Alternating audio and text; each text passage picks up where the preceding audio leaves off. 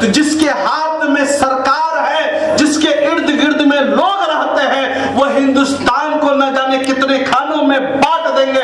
कभी जबान के नाम पे लोगों को बांटा जाएगा, कभी धर्म के नाम पे लोगों को बांटा जाएगा, कभी कपड़े के नाम पे लोगों को बांटा जाएगा, कभी खाने के नाम पे लोगों को बांटा जाएगा। शायद वो भूल चुके हैं कि हमारे देश में जो लोग रहते हैं वो शहीद अशफाकुल्लाह खान के मानने वाले लोग रहते हैं, भगत सिंह के मानने वाले लोग रहते हैं, चंद्रशेखर आजाद के मानने वाले लोग रहते हैं, चंद्र बोस के मानने वाले लोग रहते हैं, मौलाना कलाम आजाद के मानने वाले लोग रहते हैं, हसन रोहानी के मानने वाले लोग रहते हैं, एपीजे अब्दुल कलाम के मानने वाले लोग रहते हैं। इस देश को बनाया था, इस देश को जोड़ा था। इन तमाम फ्रीडम फाइटर की, तमाम स्वतंत्रता सेनानी का एक मैसेज था, देश को आजाद करना है, जमहूरियत के साथ आजाद करना है, सेक्युलरिज्म के साथ आजाद करना। न गांधी जी चाहते थे ये मुल्क हिंदू राष्ट्र बने, न मौलाना अबुल कलाम आजाद चाहते थे ये मुल्क ममलकत इस्लामिया बने, न भगत सिंह जी चाहते थे ये नानक का देश बने। ये देश क्या बने? जहां पर सबका इज्जत हो, जहां सबका पैमाना हो, जहां सबको बोलने की आजादी हो, खाने की आजादी हो, पहनने की आजादी हो, और अपने मुताबिक जीने की आजादी हो, अपने मुताबिक तालीम हासिल करने की आजादी हो, अपने मुताबिक अपने मजहब में मानने की आजादी हो। मगर कुछ लोग फिरका प्रस्ता करते दिल्ली में जो बर्जमान है, वो चाहता है कि आप अपने मुताबिक अपने मजहब को मत मानिए, आप अपने मुताबिक अपना खान पियन मत कीजिए। तो मैं ऐसे लोग को बोलना चाहता हूं, हमें संविधान ने, हमारे आईन ने, हमारे कॉन्स्टिट्यूशन ऑफ इंडिया ने इजाजत दिया है, पढ़ने की इजाजत दी है, मजहब को मानने की इजाजत दी है, बोलने की इजाजत दी है। आप बड़े हो या कॉन्स्टिट्यूशन ऑफ इंडिया बड़ा है, ये मुझे बताने की जरूरत नहीं है। आप अहले इल्म हजरात हैं, आप अच्छी तरीके से जानते हैं। किसी नेता की बात मत मानिएगा, किसी ढोंगी की बात मत मानिएगा, भले वो ढोंगी संविधान के पोस्ट पे ही क्यों ना हो, इसलिए उनसे भी बड़ा देश का संविधान है, उनसे भी बड़ा देश का संविधान है, देश का आईन है। अगर इस देश में सबसे ज्यादा अगर किसी को बचाने की जरूरत है तो कॉन्स्टिट्यूशन ऑफ इंडिया को बचाने की जरूरत है। इसलिए कि कौम जो है, एक माफी मांगने वाली कौम जो चाहती है इसको बदलना चाहती है, मगर ये होने नहीं पाएगा। इसलिए कि हमारे सामने सुखदेव सिंह आनंद जैसे जज रिटायर्ड है, और हमारे सामने में रशीद अहमद खान साहब से रिटायर्ड आईएएस मौजूद है। वो देश की न जाने कितनी धाराएं जानते हैं, ऐसा होने नहीं देंगे। किरणजीत सिंह जैसे सोशल एक्टिविस्ट भी मौजूद है, और डॉक्टर असीम मादी जैसे हिंदू मुस्लिम एकता का एक अलंबरदार सामने में मौजूद है, और जय चक्रवर्ती जैसा एक मुजाहिद, एक युवा भी मौजूद है। देश को टूटने नहीं देंगे, देश को बटने नहीं देंगे, देश को एक रखेंगे। जब तक इस देश में सुखदेव सिंह आनंद, रशीद अहमद खान, जय चक्रवर्ती, असीम मादी, अशरफ हैदर जैसे नौजवान पैदा होता रहेगा, इस देश का कुछ नहीं होने वाला। इस देश का कुछ नहीं होने वाला है। मैं बोलना चाहता हूं, मैं बताना चाहता हूं, गौर और फिक्र कीजिएगा। बहुत कीमती बात की तरफ मैं आपका तवज्जो दिलवाना चाहता हूं। चलिए, फ्रीडम फाइटर की बात है, आजादी की लड़ाई है। मैं अयोध्या के उस सरजमीन को ले जाना चाहता हूं जो पवित्र सरजमीन है। हमारे भी पूर्वज, हमारे भी पैगंबर उस सरजमीन पे आए हैं। आप अच्छी तरीके जानते हैं, भगवान राम जी का भी अयोध्या में जन्म हुआ, मैं इसको भी मानता हूं। वही अयोध्या की जमीन है, पवित्र सरजमीन है, मजहब की जमीन है, एकता की जमीन है, भाईचारे की सरजमीन है। मगर कुछ फिरंगियों ने, कुछ लोग फिरका प्रस्तों ने उस जमीन को नफरत की जमीन में तब्दील कर दिया है। मैं उनसे बोलना चाहता हूं, बताना चाहता हूं, हजारों साल की हिंदुस्तान की संस्कृति है, गंगा जमुना तहजीब की संस्कृति है। हिंदू 1000 साल हम लोग एक साथ यहाँ पले हैं, बड़े हैं, खाए हैं, पिए हैं, ईद मनाया, होली मनाया, क्रिसमस मनाया, सब त्योहार मनाया है। जब हम आजादी की लड़ाई लड़ रहे थे तो उस वक्त भी हम लोग एक थे। मैं बातें कर रहा हूं, अयोध्या में एक जगह का नाम है कबीर का टिला। अयोध्या में एक जगह है कबीर का टिला, जहां पर इमली की झाड़ आज भी मौजूद है। तारीख के हवाले से बातें कर रहा हूं, मन घड़त बातें नहीं कर रहा हूं। महबूब रजा ने अपने पॉकेट से पुर्जा निकाला, आप पे छोड़ दिया, ऐसी बात नहीं है। हिस्ट्री के पन्नों में ये तारीख दर्ज है। क्या है? अयोध्या में कबीर का टिला है, इमली का झाड़ है, आज वो टिला मौजूद है। उस टिले के पास आर्कियोलॉजिकल सर्वे ऑफ इंडिया ने एक बोर्ड उसकी हिस्ट्री पर लिख चुका है। क्या लिखा है उस बोर्ड पर? 1857 में जंग आजादी के दौरान अयोध्या में उस जगह पर बाबा राम शरण दास, नाम लिख लीजिए, बाबा राम शरण दास मौलवी आमिर अली को अंग्रेजों ने फांसी दी थी। 2 आदमी को। किसको? 2 आदमी को फांसी दी थी। एक का नाम क्या था? बाबा राम शरण दास, नाम से हिंदू पता चल रहा है। दूसरे का नाम क्या था? मौलवी आमिर अली को अंग्रेजों ने फांसी दी थी। भाई फांसी तो बहुत हो, इसमें खास क्या बात थी? खास बात यही थी कि उस अंग्रेज जालिम ने, उस फिरंगी जालिम ने दोनों के एक फांसी के फंदे में शहीद किया था। दोनों के एक फांसी के फंदे में शहीद किया था। मतलब क्या है? वो अयोध्या की सरजमीन हिंदू मुस्लिम एकता की सरजमीन है। अगर उसको बांटने की कोई कोशिश कर रहा है, उस इत्तेहाद को तोड़ने की कोशिश कर रहा है, तो समझ लिए वो गोरे गोरे अंग्रेज थे, ये काले काले अंग्रेज है। ये काले काले अंग्रेज है। ये हुई इतिहास की बात। इतिहास की मैं बातें बता रहा हूं। और आगे चलिएगा, हम लोग फिर चलते हैं हरियाणा में। हरियाणा में एक जगह हासी की है। हरियाणा में एक जगह हासी है। वहां पर जंग आजादी में हुकुमचंद जैन जी और मुनीर बैग को अंग्रेजों के खिलाफ तहरीक में शामिल होने के लिए उन्होंने फांसी दिया था, जिसकी मुखबरी किन लोगों ने की थी? पटौदी, नाभा, कपूरथला, कश्मीर के राजाओं ने की थी। क्या क्या था? किस तरीके से अंग्रेजों ने जुल्म ढाई थी? हुकुमचंद जी हिंदू थे, मुनीर बैग साहब मुसलमान थे, तो अंग्रेजों ने जो सजा सुनाई थी, हुकुमचंद जी को दफना दिया जाए। क्या दिया जाए? दफना दिया जाए। मतलब उसको मजहबों मिल्लत के एतबार से आखिरी रुस्म की जो अदायगी होती है उसको जलाना चाहिए था। तो अंग्रेज ने क्या बोला? हुकुमचंद जी को दफना दिया जाए और मुनीर बैग को जला दिया जाए। तो मेरे कहने का मतलब यह है, अगर कोई हिंदू मुसलमान में इख्तलाफ की बात करता है, नफरत की बात करता है, तो समझ लीजिएगा वो अंग्रेज के नस्ल से होगा, गांधी जी के नस्ल से नहीं होगा, हुकुमचंद जी के नस्ल से नहीं होगा, मुनीर बैग के नस्ल से नहीं होगा। इसलिए कि हमारे देश इत्तेहाद का देश रहा है। इसी पैगाम को लेकर के मैं हिंदुस्तान की संस्कृति को बताने आया हूं, समझाने आया हूं। ये तारीख के पन्नों में दर्ज है। ये महबूब रजा ने अपनी बात लिख करके आपके सामने में पेश नहीं कर रहे। मैं तारीख के पन्ने की बात और आंख को उलट करके आपके सामने में पेश कर रहा हूं, ताकि जहन साजी हो जाए। कोई मजहब के नाम पर वर्गलाने की कोशिश करता है, जात के नाम पर वर्गलाने की कोशिश करता है कि आप ब्राह्मण समाज से आते हैं, आप राजपूत समाज से आते हैं, आप सिख समाज से आते हैं, आप दलित समाज से आते हैं, आप मुसलमान समाज से आते हैं, तो आप इनको वोट दे दीजिए, उनको वोट दीजिए। ऐसे लोग से होशियार रहना है। इसलिए कि इस देश में, जमहूरियत में जो सबसे बड़ी ताकत है, वोट की ताकत है। आज मैं वोट की बातें कर रहा हूं, वोट की बातें करने का दिन नहीं है, मगर क्यों कर रहा हूं? इसलिए कि जो देश आजाद हुआ था, जमहूरियत नहीं थी, इसके खिलाफ ही हम लोगों ने देश को आजाद दिया, आजादी दिलवाई। क्यों दिलवाई थी भाई? अपने आजादी के मुताबिक, अपने मन के मुताबिक, अपने लीडर को चुन सके, अपने नेता को चुन सके। तो वोट दीजिएगा तब ना चुनिएगा। अगर वोट देंगे तब ना मतलब स्वतंत्र सेनानी की आजादी मनाएंगे, देश के इत्तेहाद को मनाएंगे, देश के इत्तेफाक को मनाएंगे। तो वोट भी सोच समझ के देना। हम आगे बढ़ते हैं।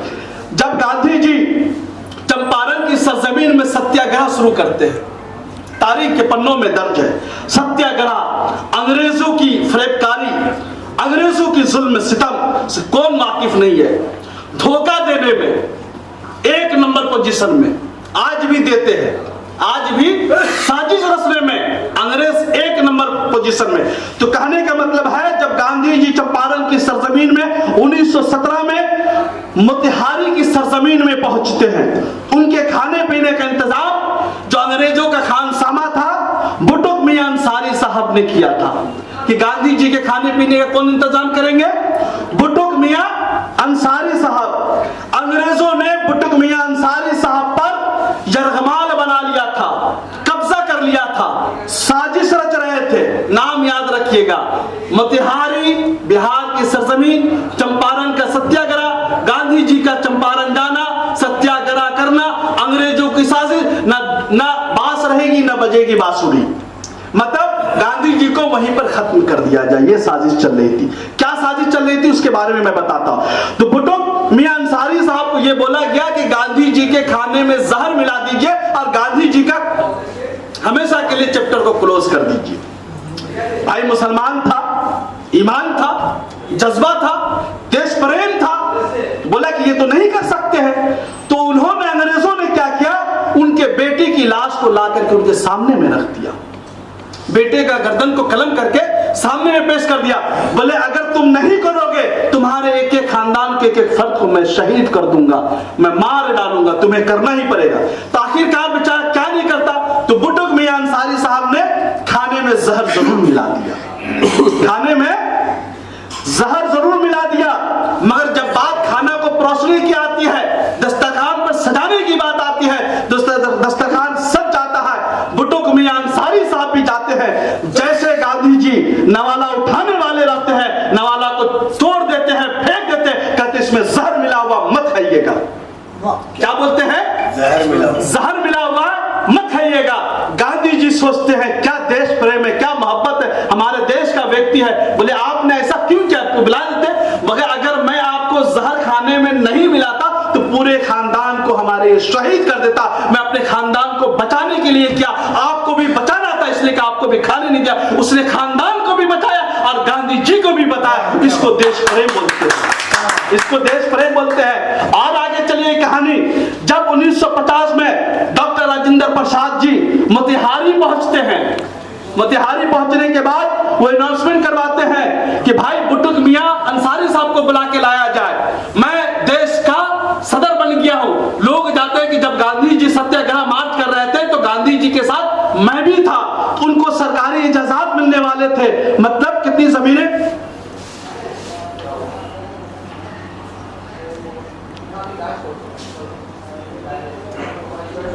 70 बीघा।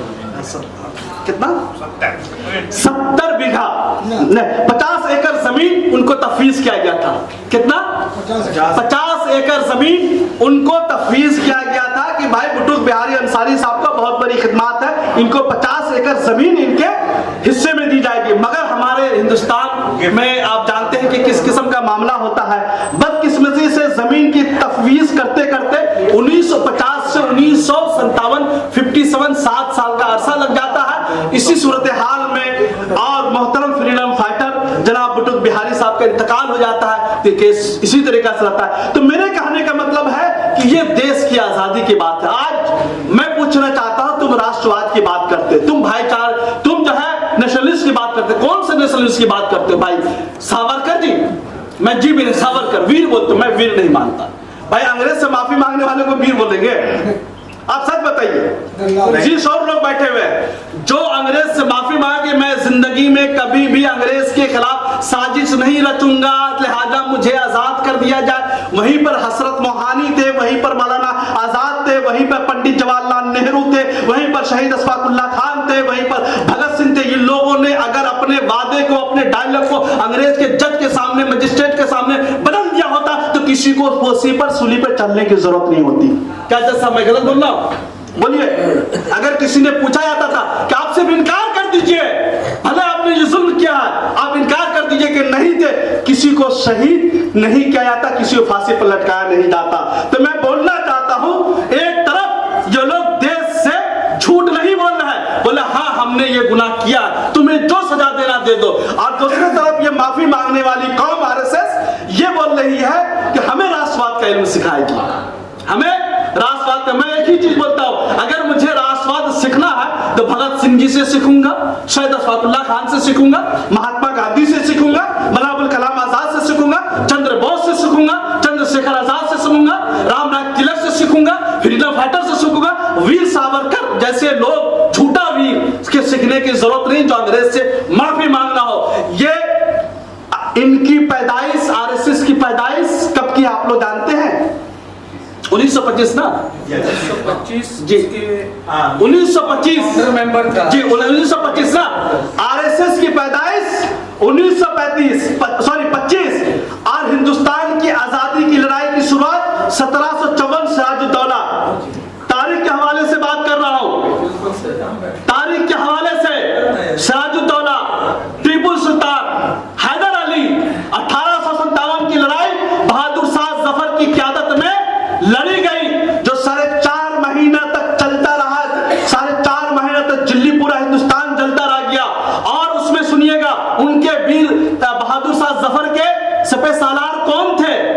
फिरोज बख्श साहब थे। और पता होनी चाहिए, आज जामा मस्जिद जो तारीखी जामा मस्जिद है, उसी तारीखी जामा मस्जिद के जुमा के दिन मौलाना फजल हक खैराबादी, शहीद फजल हक खैराबादी ने अंग्रेजों के खिलाफ फतवा दिया था कि अंग्रेजों के खिलाफ लड़ाई लड़ना जिहाद है, जिहाद है, जिहाद है। जिहाद का मतलब हो गया कि आप पर इस्लामी फरीजा आता है कि अंग्रेज के खिलाफ लड़ाई लड़ना ही पड़ेगी। तो उस वक्त के अंग्रेज मौर्ख चंद्रगुप्त जी लिखते हैं कि 50,000 से ज्यादा उलमाए कराम को शहीद किया गया था। और मेरठ हो, मुरादाबाद हो, लाहौर हो, कलकत्ता हो, जीटी ग्रांड ट्रंक रोड हो, तमाम पर उलमाए कराम की सर लटकी हुई थी। अंग्रेज मौर्ख ऐसा लिखता, इस तरीके से समझिए आग में भी जलाया गया था कि 8 बन जाया करता था, मगर शुक्र जाया करता था। और 4.5 महीने की कंटिन्यू लड़ाई के बाद मुसलमानों को दिल्ली आने की जब इजाजत मिलती है, सबसे आखिर में बोला जाता है 25% गवर्नमेंट को मुआवजे के तौर पर दे दीजिए, तब आप दिल्ली में आ सकते हैं। और हिंदू समाज के लोगों को पहले बोला जाता, क्यों बोला गया था? इसलिए कि इसमें भी एक राजनीति थी, वहीं पर भेदभाव का शिकार फैलाना चाहते थे, हिंदू को अलग करना चाहते थे, मुसलमान को अलग करना चाहते थे, डिवाइड एंड रूल की सियासत थी। ऐसा नहीं कि हिंदू प्रेम था अंग्रेजों को, ये क्लियर कर लीजिएगा बात को। कोई मौलिक हो सकता है, कोई मुसलमान ही हो सकता है, फिर फितरा फैलाने के लिए हिंदू समाज के लोगों को पहले आने के लिए बोलते हैं, मुसलमान समाज को बाद में आने के लिए। तो इसमें मत जाइएगा। उनका मकसद क्या था? हिंदू को पहले बुला लो, मुसलमान को बाद में बुला लो। ये बुला के हिंदू मुसलमान में तफरका डालो, भेद फैलाओ। हिंदू को बोलो पाठशाले में जाओ, मुसलमान को बोलो मदरसे में जाओ, हिंदू को बोलो यूनिवर्सिटी में जाओ, मदरसे मुसलमान को बोलो जामिया में। ये डिवाइड एंड रूल की अगर कोई नेता आपको बांटने की कोशिश करता तो समझ लीजिएगा ये अंग्रेज की नस्ल से, गांधी जी के नस्ल से नहीं है। सिंपल लॉजिक है, सिंपल बात है। बात को इधर उधर मैं ले जाना नहीं चाहता। मैं स्पष्ट रूप में सीधी बात करने वाला आदमी हूं, पेशे से जर्नलिस्ट हूं, जिसकी बात उसके मुंह पर सुनाता हूं। इसलिए कि मुझे पता है गांधी जी को मारने वाले लोग कभी भी देशभक्त नहीं हो सकते। हिंदुस्तान में 30 जनवरी 1948 जिस दिन गांधी जी की मर्डर हुई थी, जिस दिन गांधी जी को मारा गया था, उसी दिन से हिंदुस्तान में दहशतगर्दी फैलती है। पहली दहशतगर्दी की शुरुआत होती है, याद रखिएगा। हिंदुस्तान में दहशतगर्दी की शुरुआत कब से हुई? 30 जनवरी 1948, जिस दिन परमपिता, देश के पिता, महात्मा, फ्रीडम फाइटर सेनानी, जिनकी क़यादत में मौलाना अबुल कलाम आजाद, हजरत मोहम्मद मौलाना मोहम्मद अली जौहर, मौलाना शौकत अली पियम्मा, पूरे देश के स्वतंत्र सेनानी आजादी की लड़ाई लड़ रहे थे। ऐसे महात्मा पिता को, ऐसे फ्रीडम फाइटर को ये जालिम लोगों ने, गोडसे वाले ने, आरएसएस वाले ने, हिंदू महासभा वाले ने कत्ल कर दिया था, मर्डर कर दिया था। इसलिए कि गांधी जी नहीं चाहते थे हिंदुस्तान में हिंदू मुसलमानों के दरमियान में राइट्स हो। उस वक्त राइट्स हो रहे थे, हिंदुओं को भी मारा जा रहा था, मुसलमानों को मारा जा रहा था। गांधी जी की अच्छी हालत नहीं थी। गांधी जी बोले थे ये क्या हो रहा है, मैं अनशन में बैठ जाऊंगा अगर ये राइट्स खत्म नहीं हुए। ये दर्द था, ये चुभन था गांधी जी का। भाई गांधी जी ने कभी भी गलत काम नहीं किए। मौलाना आजाद हमेशा उनके साथ रहते थे, कभी भी गलत नहीं किया। मगर मैं बोलना चाहता हूं, देखिए आप लोग एक बात जहन नशी कर लीजिएगा। अब की जो वार होने वाली है, कलम के जरिए वार होने वाली है, कलम के जरिए बातें होने वाली है।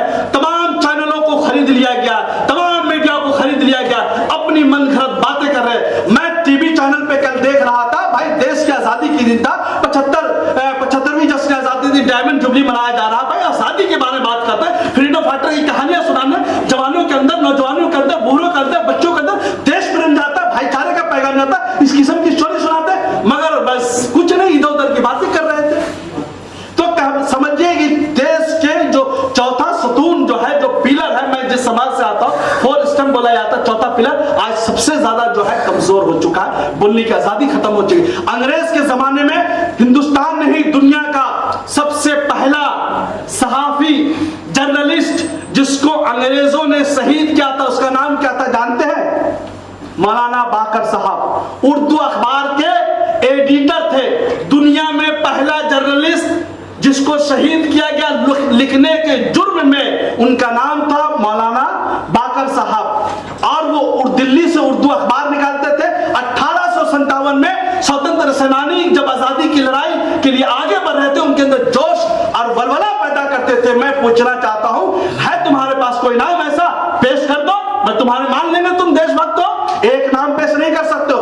और आगे चलिए, अफगानिस्तान से फ्रंटियर गांधी, सरहदी गांधी खान अब्दुल गफ्फार खान साहब हिंदुस्तान में आते हैं और गांधी जी को बोलते हैं कि भाई, अंग्रेज बोलता है कि हजारों की तादाद में खान को लेकर के खड़े रहते हैं और उफ तक नहीं करते हैं। दूसरा जलियांवाला बाग वहां भी होने वाला था, मगर लोग, अंग्रेज पूछता है भाई आप जिस कौम से आते हैं, लड़ाई झगड़े वाली कौम है, आप जो है हाथ नहीं उठा रहे, कुछ नहीं, चुपचाप खड़े हुए। तो उन्होंने, खान अब्दुल गफ्फार साहब ने क्या कहा था आपको पता है? बोला था मैं गांधी जी की अहिंसा को मानने लगा हूं, अब मैं तलवारें नहीं उठाऊंगा, अब मैं लड़ाई झगड़े नहीं करवाऊंगा। तो इस तरीका से गांधी जी के मानने वाले लोग थे। खान अब्दुल गफ्फार खान हिंदुस्तान को आजादी दिलवाए, वापस अफगानिस्तान चले गए। एक नाम पेश कर दो। मैं फिर क्या प्रश्न लोगों से बोलना चाहता हूं, अगर खान अब्दुल गफ्फार खान का कोई सब्स्टिट्यूट होकर तुम्हारे पास है जो देश को आजादी दिलवाया हो, वापस चला गया हो, तो मैं भी तुम्हें मान लूंगा। नाम पेश नहीं कर सकते हो, कभी जिंदगी में पेश नहीं कर सकते हो। बात आती, तुमने क्या था, इनकलाब जिंदाबाद का नारा किसने दिया? हजरत मोहानी साहब ने दिया।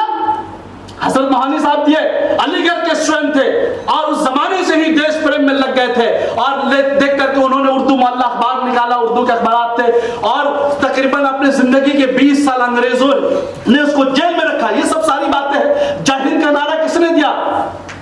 जय हिंद का नारा सफरानी साहब ने दिया, जो आजाद हिंद फौज में सफे सालार थे, सुभाष चंद्र बोस जी के साथ थे। और राम प्रसाद बिस्मिल जी जो सबसे पहले जो बोलते थे, उनके अशार थे, वो बिस्मिल अजीमाबादी का शेर था, सरफरोशी की तमन्ना अब हमारे दिल में है, देखना कितना जोरबाज हुए कातिल में। मुझे अफसोस होता है कि टीवी चैनल पे एंकर बैठे हुए, नेशनल मीडिया पे बैठे हुए बोलते ये राम प्रसाद बिस्मिल का शेर है, बिस्मिल का शेर। अरे भाई, पढ़ लिख लिया करो, इतिहास के पन्ने को उलट लिया करो। ये राम प्रसाद बिस्मिल का शेर नहीं, ये बिस्मिल अजीमाबादी का शेर है। राम प्रसाद बिस्मिल ऐसे स्वतंत्र सेनानी थे जो इस किस्म की बातों को, अशार को अपने डायरी में लिख करके सुनाया करते थे। जिस तरीके से जो अशार मुझे भी अच्छा लगता, मैं भी अपनी डायरी में लिख लेता हूं, तो उसका मतलब ये नहीं कि मेरा शेर हो जाएगा।